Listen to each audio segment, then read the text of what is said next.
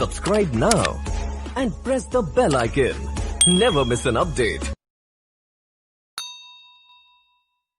देर यानी जेर आदि ये की आवाज की तरह होता है, मतलब छोटी ई की आवाज की तरह होता है।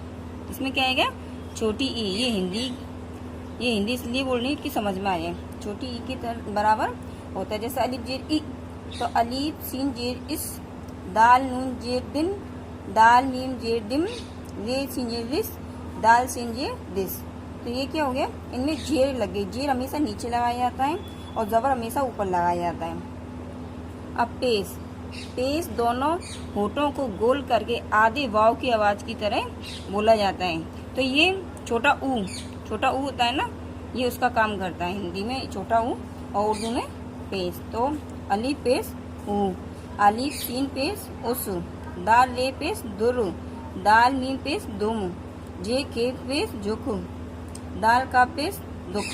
तो इसमें देखो अब, दर, दम, लस, दस, मतलब इसमें क्या है? कोई मात्रा नहीं है। इसमें छोटा आ का काम किया है, इसमें छोटी ई का, इसमें छोटे ऊ का। तो ये सब छोटे का आ गया। इसको एराब यही मात्रा कहलाती है। तनवीन देखो क्या है? किसी लफ्ज के आखिरी हरूफ पर दोज वर या दो जेर, दो पेश, किसी लफ्ज के आखिरी हरूफ पर दो जबर, दो जेर, दो पेश लगाने पर अन इन उनकी आवाज निकलती है, उसे तनवीन कहते हैं। उर्दू में अमूमन दो जेर से बढ़ने वाले अल्फाज इस्तेमाल होते हैं। जैसे देखो, जवाबन, खुसूसन, फौरन, इखलाकन, तकरीबन, अमूमन, यकीनन, मसलन, इस्लाहन, इत्तफाकन। तो इन पे दो जबर लग रहा है, तो ये अन के रूप में पढ़े जाएंगे। सुकून, ये जज़म है।